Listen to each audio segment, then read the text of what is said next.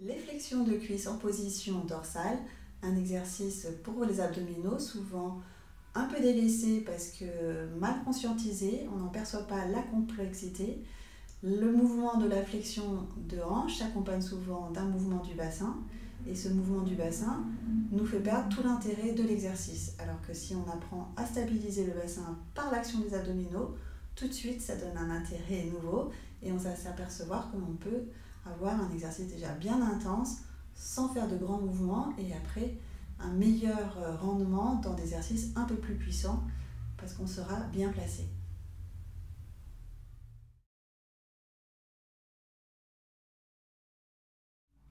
On vient se placer sur le dos en passant par le côté. Je bascule. Position dorsale avec un dos bien étiré. Je place le bassin. J'étire la nuque. Me voilà prête à commencer. Alors, la flexion de cuisse, c'est ce mouvement-là, tout simplement, de venir rapprocher la cuisse du ventre, rapprocher le genou de la poitrine. Alors vous allez me dire, en faisant en même temps que moi, il ne se passe pas grand-chose dans les abdominaux. Là, si j'essaye de me concentrer, non, je ne ressens rien, je ne vois pas trop l'intérêt. Mais en fait, si on en fait plusieurs et qu'on s'arrête, on s'aperçoit que le bassin a bougé. J'ai besoin de me repositionner. Donc je vais réétirer le bas du dos, réétirer l'ensemble de mon dos. Voilà, j'ai à nouveau le bassin bien placé avec un dos étiré, un bassin un peu neutre, on va dire. Maintenant, je vais reprendre cette flexion et je vais essayer de mettre une loupe dessus. Je vais soulever le pied droit et ramener la cuisse droite au ventre. Je vais exagérer un petit peu, je vais vraiment essayer de rapprocher le genou de la poitrine et ressentir ce qui se passe dans les derniers degrés. On sent bien que le sacrum a décollé du sol, le bassin a roulé, a basculé, on est en rétroversion, le ventre s'est fermé et le bas du dos est plaqué contre le sol. Dans le mouvement retour, avec le poids de la jambe, le bassin a tendance à être entraîné en antéversion, le bas du dos va se creuser.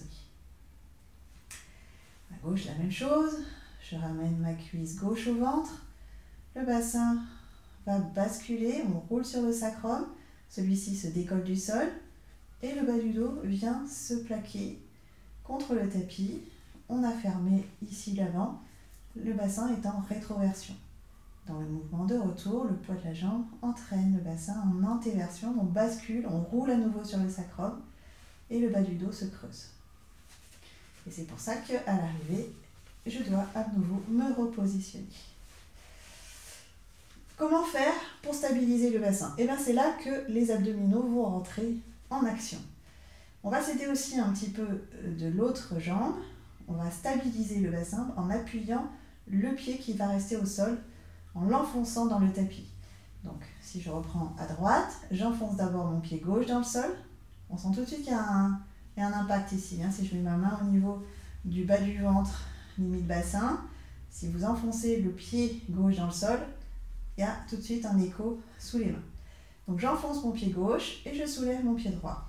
Et je vais doucement, en me concentrant sur le sacrum, là, la pointe entre les fesses, pour qu'il ne se décolle pas, pour ne pas rouler sur le bassin. Et je vais peut-être m'arrêter là, parce que si je vais trop loin, je vais avoir tendance, avec le poids de la jambe, à entraîner à nouveau le bassin en rétroversion. Mais je peux toujours continuer à pousser mon pied gauche. Ça m'aide à stabiliser. Si je vais plus loin, je peux essayer d'aller plus loin. Et je sens tout de suite que les abdominaux, eux, là, vont travailler pour maintenir ce bassin bien droit, sans qu'il y ait cette bascule. Je maintiens mon sacrum au sol. Et au retour, pareil, j'enfonce toujours mon pied gauche dans le sol pour m'aider à stabiliser. Et je me concentre sur le sacrum pour ne pas rouler dessus. Et je viens reposer le pied droit. Si je n'ai pas senti la tension au moment du mouvement, quand je pose le pied, je peux sentir, waouh, ça y est, ça se relâche. La sangle abdominale était bien tonique. Et une fois que j'ai les deux pieds au sol, on peut se détendre et on sent qu'il y a un relâchement. Pareil à gauche, j'enfonce d'abord le pied droit. Je sens l'écho qu'il y a dans le ventre. Dès que je fais cette pression du pied dans le sol, il y a tout de suite une mise en tension en bas des abdominaux. Et je soulève le pied gauche, je viens rapprocher la cuisse gauche du ventre en me concentrant sur le sacrum qui doit rester au sol, sans rouler, sans basculer le bassin en rétroversion, sans enrouler le dos. Et je vais m'arrêter à ma limite. Je peux essayer d'aller un peu plus loin, mais je me concentre sur le sacrum là-bas, qui doit bien rester en contact avec le sol. J'enfonce davantage mon pied droit dans le sol. Et je fais le mouvement en retour en continuant d'enfoncer mon pied droit dans le sol et en stabilisant mon bassin sans cambrer. Et je peux sentir avec mes mains là tout de suite la tension. Ou si je ne le sens pas, je vais sentir le relâchement quand j'ai les deux pieds au sol. Et je n'ai pas besoin de me repositionner, mon bassin n'a pas bougé. J'ai bien travaillé.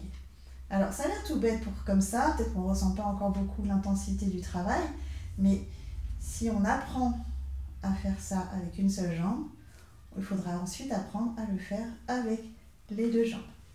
Si on le fait sans maintien du bassin, faites-le en même temps que moi, on sent que le bassin, lui, hop, tout de suite, a plus tendance à rouler. Pourquoi? Parce que si je monte une jambe, ça va à peu près. Si je monte la deuxième jambe, on sent que le bassin, hop, il part en antéversion et le dos va se creuser, il y a une poussée sous la main au niveau du ventre pour pouvoir ramener la deuxième cuisse au ventre. Et quand on a les deux jambes proches du ventre, le poids des jambes a tendance à nous entraîner en rétroversion, à avoir le bas du dos qui vient se plaquer au sol. Le retour en général est un peu plus simple, parce qu'il y a une espèce d'équilibre avant entre les deux jambes. Le poids de la jambe là, le poids de la jambe là s'équilibre, le bassin est à peu près stable. Et le retour du deuxième pied est encore plus facile. On refait encore une fois ensemble. Donc je monte le pied droit, je rapproche la cuisse droite du ventre, jusqu'à là ça va à peu près. Et si je monte la cuisse gauche au ventre, je vais sentir que mon bassin va avoir tendance à basculer en antéversion. Le bas du dos va se creuser davantage jusqu'à ce qu'il s'inverse et qu'on vienne plaquer le bas du dos par le mouvement de rétroversion du bassin associé à l'hyperflexion de hanche. Et le retour est plus simple. Voilà. Alors, je ne sais pas si vous avez vu, mais instinctivement, j'ai mis une main. On va faire la même chose avec une main pour tenir le genou. Donc, je mets la cuisse droite au ventre, je tiens mon genou droit. Je mets ma main gauche de contrôle sur le ventre. Et là, je viens, en tenant fermement mon genou droit, soulever mon pied gauche et ramener ma cuisse gauche au ventre. Et on sent tout de suite que c'est plus facile, le bassin n'a pas bougé. Je tiens mon genou gauche, je mets ma main droite sur le ventre et je viens poser mon pied droit au sol. Le bassin n'a pas bougé, je peux venir déposer mon pied gauche. De l'autre côté, je monte d'abord la cuisse gauche vers le ventre, je tiens mon genou gauche avec ma main gauche.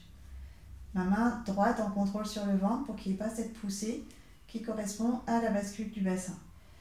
Et je viens maintenant ramener ma cuisse droite au ventre, rien à bouger. Je change de main, j'attrape mon genou droit et je viens poser mon pied gauche avec toujours la main gauche sur le ventre en contrôle pour qu'il n'y ait pas de poussée au niveau du ventre. Et je viens poser mon deuxième pied au sol et je relâche le tout. Et si on n'a pas trop senti le travail des abdominaux, on peut sentir qu'il y a une espèce de résonance parce que ça a travaillé dans ces exercices-là pour maintenir le bassin stable.